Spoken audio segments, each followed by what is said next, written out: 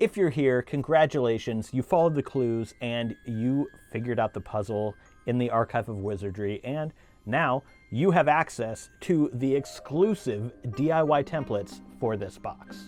If you have no idea what I'm talking about, I recently released a mystery box called the Archive of Wizardry. And inside this box is a puzzle to solve, as well as a bunch of really cool items. The puzzle is optional, but that's how you unlock the download for this project. I will link the Archive of Wizardry in the description box. Spoilers coming up. I'm about to reveal what the digital prize is for figuring out the puzzle. So if you don't want to know, end the video right now. If you actually already figured out the puzzle, you already know that this download is for a DIY Bogmeyer University school ID for students, faculty, staff, basically anyone. Check out the description box for a list of all the supplies you're going to need to make this DIY, and let's get started. First, you're going to want to print this page, which is the guide, and this is just regular paper, single-sided. Next, you'll want to print the cover, and I printed mine on cardstock, double-sided.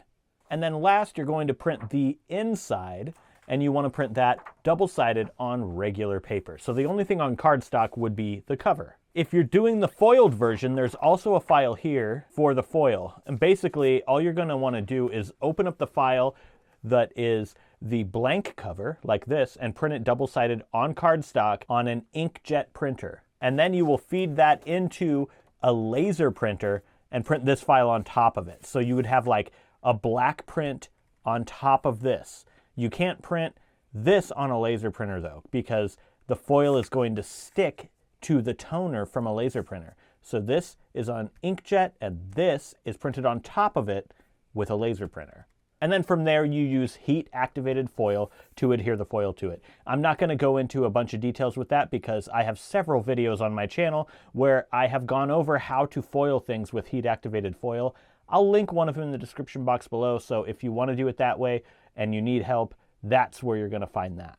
I'm going to do just the regular version, printed to look like it is foil and shiny. Now we're going to stack these up. So this is the cover. We're going to put it face down. And then this is the inside. And we want that to be face up on top. So when you flip it over, you've got the cover face up.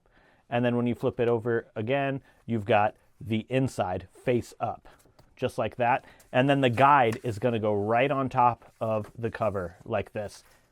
Line those up, and I tried to make this DIY as easy as possible. The guide has all the steps, and we're going to start with step 1 and move on to step 2, 3, 4, 5, and 6, blah, blah, blah. So we have step 1, staple and fold, and we've got this dotted line here, and that's where we're going to staple it twice and then fold it.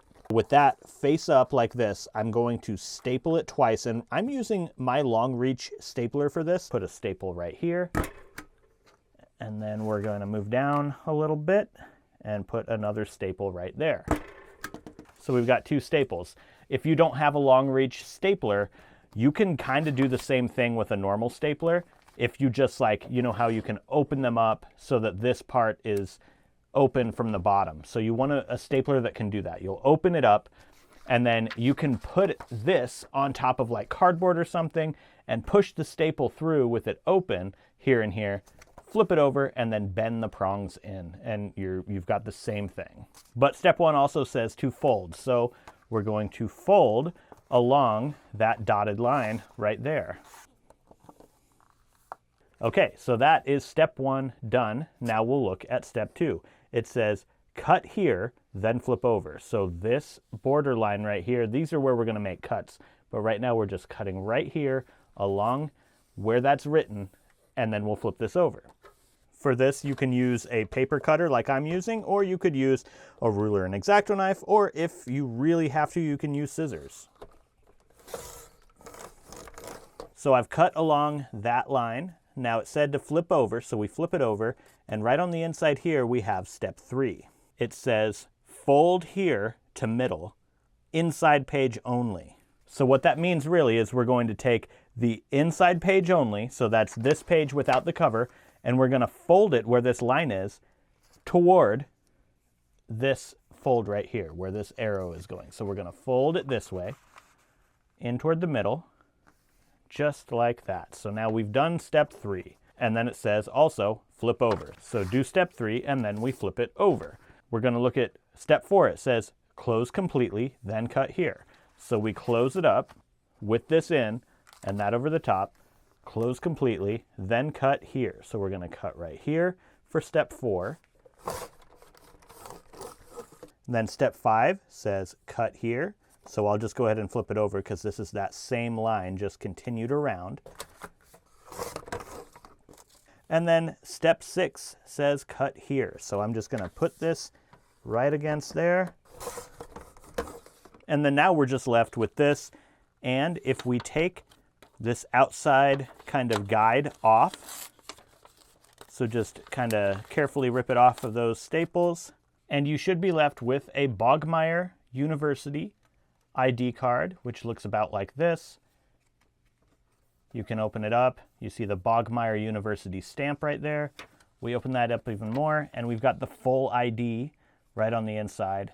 Now you can go ahead and customize it. So put your photo in here, cut one out, glue it on. You can put your fingerprints in right here, sign it, date it, put in all your information, and then have a witness sign it, like your mom or something.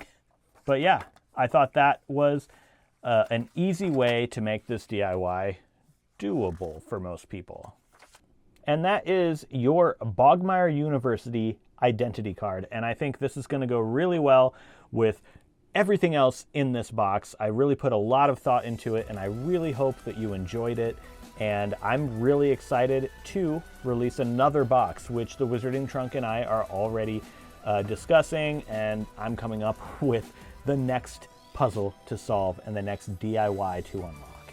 I just want to say also thank you so much for getting the Archive of Wizardry and like being part of this project that I've been working on for like, it's been several years. I've been like brainstorming this and wanting to do it, and the Wizarding Trunk helped make it possible. If you made it all the way to the end of the video with me, you're a wizard. Give it a thumbs up down below if you did like this video. Subscribe if you're not subscribed for more magical DIYs, unboxings, and other cool stuff like that. Thank you so much for watching this video, and I'll see you in the next one.